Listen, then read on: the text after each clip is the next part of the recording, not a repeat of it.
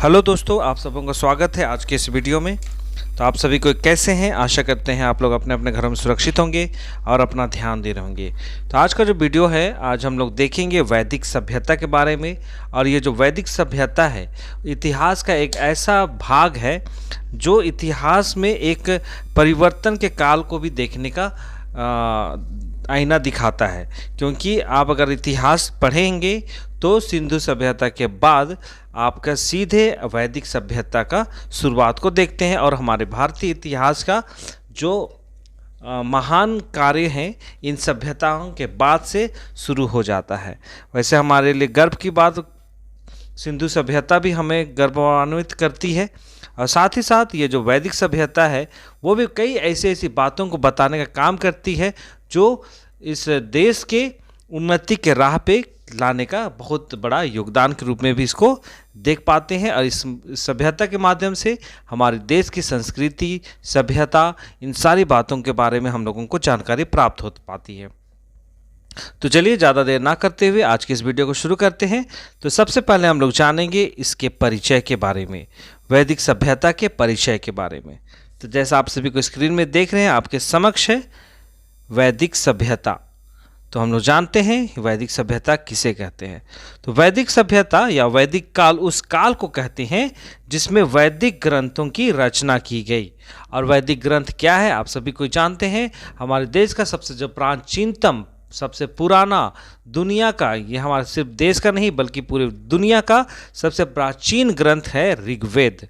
तो इसी ग्रंथ वैदिक काल के ही माध्यम से कई ग्रंथों का निर्माण किया गया, जिसको हम लोग वेद भी कहते हैं। वेद भी कई तरह के होते हैं, 4 प्रकार के होते हैं। तो इसी प्रकार इसी काल में इन ग्रंथों का रचना किया गया और इन्हीं वेद ग्रंथों के कारण ही इस काल को वैदिक काल भी कहा जाता है। और इन ग्रंथों में एक बहुत बड़ी विशेषता को भी देखा गया है जो एक दूसरे से संबंध रखते हैं। मतलब 4 जो ग्रंथ हैं वे सारे के सारे एक दूसरे से संबंध रखते हैं और क्रमागत विकास को यहाँ पे देखा जाता है। बात करें सबसे पहले ऋग्वेद, उसके बाद में अन्य वेदों की रचना की गई, ठीक है, जिसको हम लोग समझने का प्रयास करेंगे एक एक करके। और जो वैदिक काल है उसको 2 भागों में बांटा गया है, ऋग्वैदिक काल और उत्तर वैदिक काल, ठीक है। और अगर यहाँ पे विभाजन के कारण की बात करते हैं, जो वैदिक काल जो है उसको 2 भागों में बांटा गया है ना, ऋग्वैदिक काल और उत्तर वैदिक काल। तो इसके पीछे बांटने का कई कारण हैं। तो उनमें से एक कारण जो है कि जो ऋग्वेद है उसकी रचना में काफ़ी लंबे समय बाद अन्य वेदों की रचना हुई थी। इन कारण से इस वैदिक काल को 2 भागों में बांटा गया है, ठीक है। जैसे सबसे पुराना क्या है, ऋग्वेद, ठीक है, ऋग्वेद है जिसकी रचना की गई और ये ऋग्वेद को ही दुनिया का सबसे पुराना ग्रंथ कहा जाता है। तो इसके बाद और जो 3 ग्रंथों की रचना की गई थी, 3 ग्रंथों की, वो ऋग्वेद के बाद किया गया था और कई लंबे अंतराल के बाद इसकी रचना की गई थी। इन्हीं कारणों से ऋग्वेद को अलग भाग में रखा गया है, फिर उत्तर वैदिक काल को अलग भाग में रखा गया, जिसके बारे में हम लोग अगले कोई टॉपिक में पढ़ने का प्रयास करेंगे। तो चलिए सबसे पहले अब हम लोग जानते हैं वैदिक काल के दौरान जो ऋग्वेद काल के समय राजनीतिक व्यवस्था कैसी थी, उन सारी बातों को यहाँ पे समझेंगे। तो राजनीतिक व्यवस्था की बात अगर हम लोग करते हैं तो कई कुटुंबों को मिलाकर एक ग्राम का निर्माण किया जाता है। कुटुंब क्या होता है, परिवार होता है। कई परिवार को मिलाकर एक ग्राम का निर्माण किया जाता है जो अभी भी देखा जाता है। कई परिवार को मिलकर एक गांव का निर्माण होता है और कई ग्राम को मिला के, कई गांव को मिला के एक पंचायत का निर्माण होता है जो अभी भी चलता है। और जो ग्राम के प्रधान जो होते थे उनको ग्रामनी कहा जाता था, जिसको हम लोग आजकल मुखिया कहते हैं, ठीक है, सॉरी, पंचायत में मुखिया कहते हैं। और ग्राम के प्रधान को ग्रामनी कहा जाता था उस समय। और ग्रामों के समूह से एक विष की रचना होती थी, जिसको हम लोग क्या कहते हैं आजकल, पंचायत कहते हैं। ग्रामों के समूह को पंचायत कहते हैं, लेकिन वेद के समय में, वैदिक काल के समय में इसको हम लोग विष कहा करते थे। और विष का जो प्रधान होता है उसको विषपति, जो अभी हम लोग क्या होता है, मुखिया कहते हैं। तो जो विश्व का है प्रधान विश्वपति कहा जाता है, और कई विश्व मिलकर एक जन की रचना होती है, और जन का रक्षक गोप कहलाता है। ठीक है, जो प्रायः राजा को कहा जाता है, स्वयं राजा होता है। ठीक है, जो जन की रक्षा करे, मतलब जो जनता की रक्षा करता है, उनको गोप कहा जाता था। ठीक है, और गोप का निर्माण कैसे होता था? तो गोप का निर्माण कई विश्व को मिला करके एक जन की रचना होती थी, जिसको गोप कहा जाता था।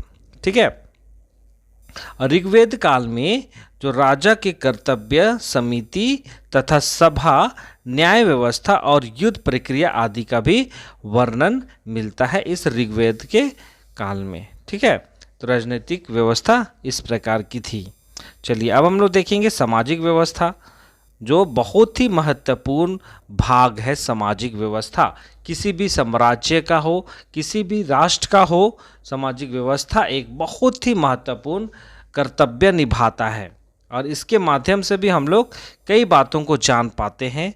ठीक है, तो चलिए जानते हैं ऋग्वेद के काल में सामाजिक व्यवस्था किस प्रकार की थी। तो सबसे पहला है कौटुंबिक जीवन। मतलब कौटुंबिक क्या हो गया? कुटुंब के रूप में, जो परिवार के रूप में जो एक होता था, उसी का हम लोग यहाँ पे देखेंगे। एक पारिवारिक जीवन कैसा होता था ऋग्वेदिक काल में।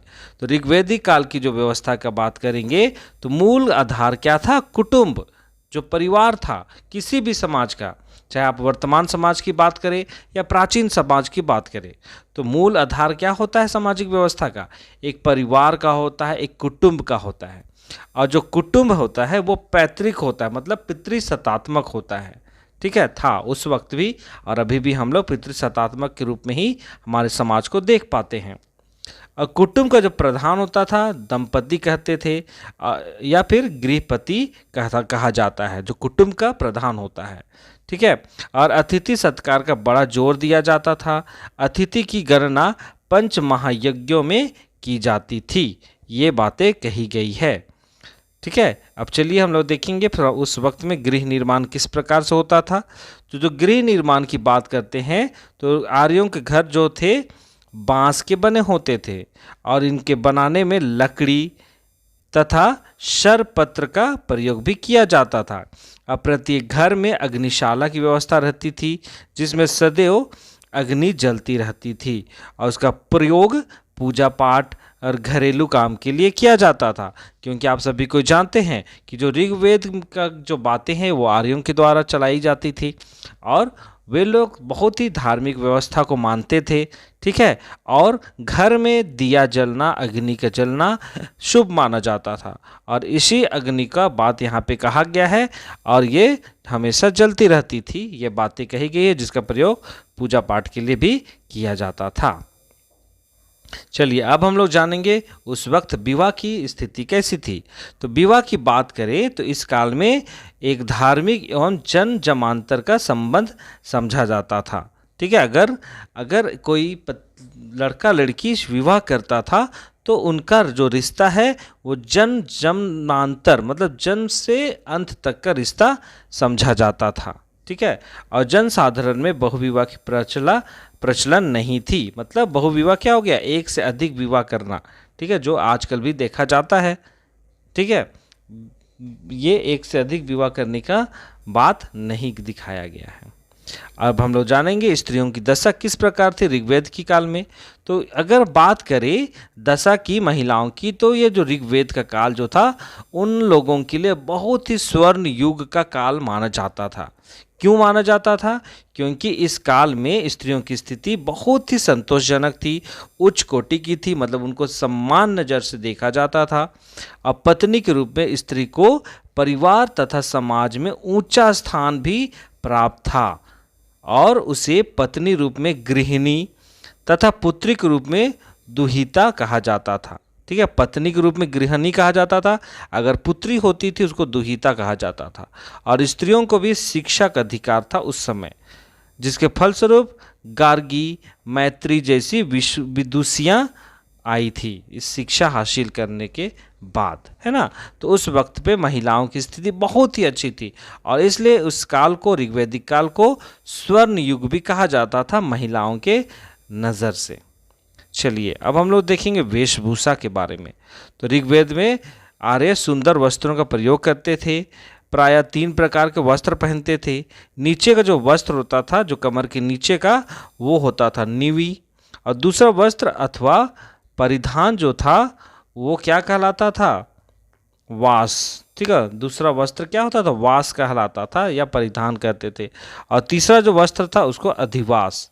पहला क्या हो गया, निवि हो गया, दूसरा क्या हो गया, वास हो गया, और तीसरा क्या हो गया, अधिवास। मतलब 3 तरह के वस्त्र पहनते थे।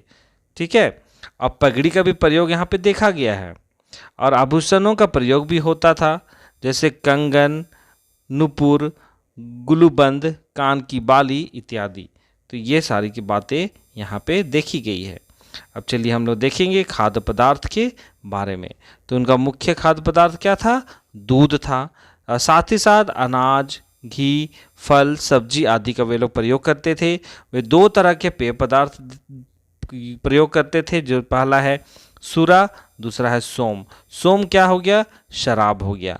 ठीक है, जैसे यहाँ पे आप लोग देख रहे हैं, सुरा एक मादक पदार्थ है जो अन्न से बनाया जाता है। ठीक है, चलिए आगे है अमोद प्रमोद।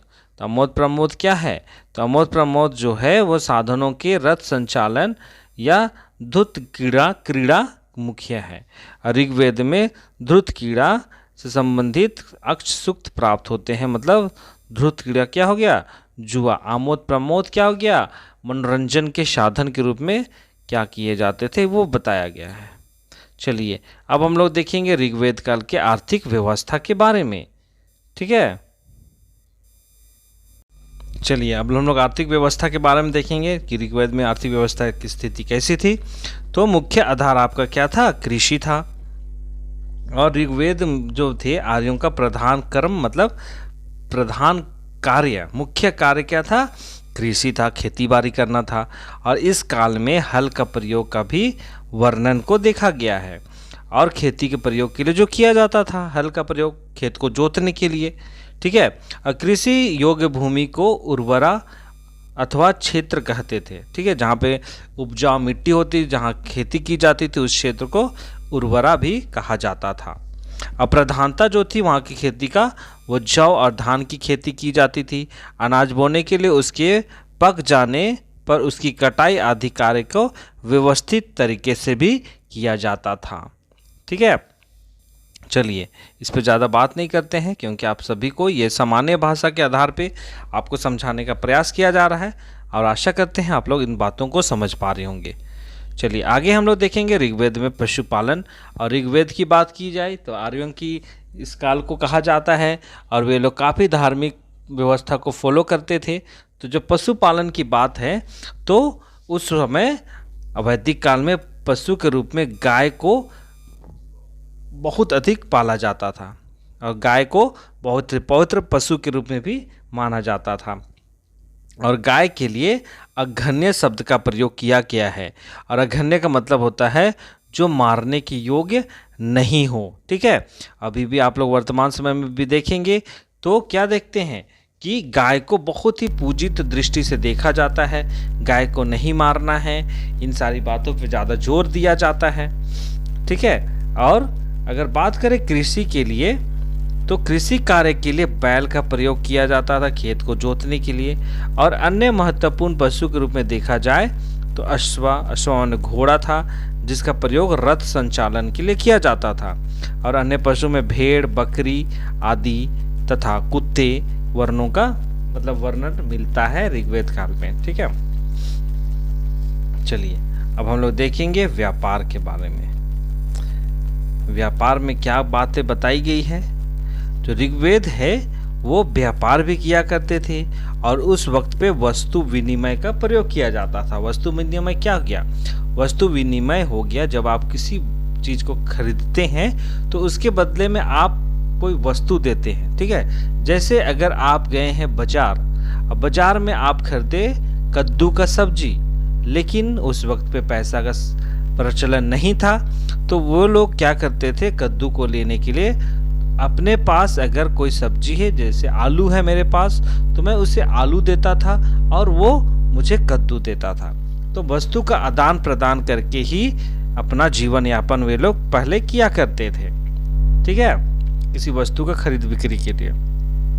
और वस्तु का मूल्य गांव से आंका जाता था। ठीक है, जैसे आजकल क्या है, किलो है ना, किलो नापते हैं आजकल, कैसे केजी दे रहे हैं, 2 रुपया किलो, 4 रुपया किलो, लेकिन उस वक्त पे गांव करके आंका जाता था।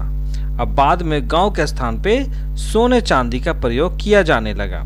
और इस काल में नाव और समुद्र का भी वर्णन मिलता है, जिसके माध्यम से हम लोग ये जान पाते हैं कि व्यापार जो था ना सिर्फ लोकल में, ना सिर्फ भारत में, बल्कि अंतर्राष्ट्रीय स्तर पर भी व्यापार की स्थिति थी।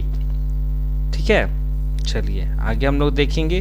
अब हम लोग देखेंगे कला एवं विज्ञान की दृष्टि से ऋग्वैदिक काल की स्थिति कैसी थी, कला और विज्ञान के आधार पे। ऋग्वेद जो है आर्यों का काव्य कला, लेखन कला, संगीत कला, नृत्य कला आदि का ज्ञान उन लोगों को था।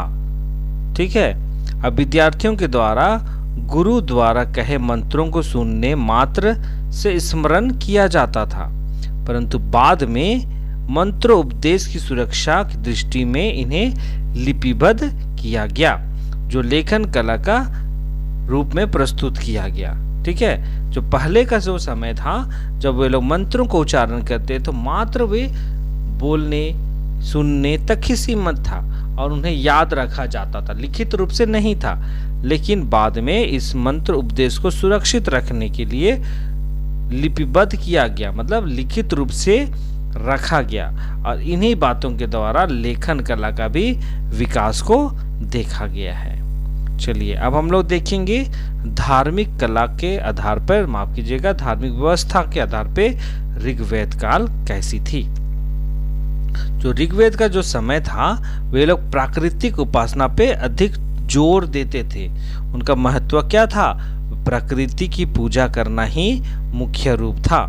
प्रकृति के अंतर्गत जल, वायु, अग्नि, सूर्य, चंद्रमा, पृथ्वी, पर्जन्य मतलब बादल, वनस्पति, मंडूक आदि की स्तुति की जाती थी, उनकी उपासना की जाती थी जो प्रकृति से संबंधित था। और देवताओं का वर्गीकरण को देखने को कहा गया है, मतलब दिखा है इस ऋग्वेद काल में, देवताओं का वर्गीकरण को भी यहाँ पे देखा गया है। अब मुख्य रूप से अगर बात करें ऋग्वेद में 33 देवताओं का वर्णन मिलता है। ठीक है, 33 देवताओं का, जो कि पृथ्वी स्थानीय, अंतरिक्ष स्थानीय या भूस्थानीय है। ठीक है, वैदिक देवताओं में अग्नि, इंद्र, सूर्य तथा रुद्राति प्रमुख देवता के रूप में बताया गया है। तो इससे हम लोग क्या समझ रहे हैं, तो हम लोग यहीं पे समझ रहे हैं कि ऋग्वेद काल में जो धार्मिक व्यवस्था क्या थी, वो मात्र एक प्रकृति उपासना थी। नेचर वर्शिप को फॉलो वे लोग किया करते थे। चलिए अब हम लोग देखेंगे वैदिक काल और सिंधु सभ्यता में क्या अंतर है, क्योंकि इन सिंधु सभ्यता के बाद का जो है वो क्या है, ऋग्वैदिक काल ही है, वैदिक काल ही है, वैदिक युग को ही कहा जाता है। लेकिन इन दोनों के बीच में क्या अंतर को देखा गया है ये जानेंगे। तो वैदिक काल और सिंधु सभ्यता में अंतर की बात करते हैं तो निवास संबंधी अंतर को पहले हम लोग डिस्कस करते हैं। तो वैदिक काल में जो सभ्यता थी ग्रामीण और कृषि प्रधान थी वैदिक काल में, और इसी के विपरीत सिंधु सभ्यता जो था वो नगरीय तथा व्यवसाय प्रधान था। ठीक है, सिंधु सभ्यता की थी, ग्रामीण सभ्यता था, कृषि प्रधान था, लेकिन सिंधु सभ्यता क्या थी, काफी डेवलप थी और नगरीय सभ्यता के रूप में जाना जाता था। और वैदिक काल के लोग पर्णकुटिया आदि का निवास करते थे, जबकि सिंधु सभ्यता के लोग पक्की ईंटों से बने हुए भवनों में निवास करते थे, और साथ ही स्नानागारों का वर्णन भी मिलता है। तो अगर यहाँ पे हम लोग बात करें अंतर की दृष्टि से, तो काफी विकसित रूप से अगर देखा जाए तो सिंधु सभ्यता काफी विकसित रूप में थी वैदिक साहित्य के, माफ कीजिएगा, वैदिक सभ्यता के आधार पर देखा जाए तो। चलिए अब हम लोग देखेंगे धातु के प्रयोग के आधार पर वे किस प्रकार के धातु का प्रयोग करते थे।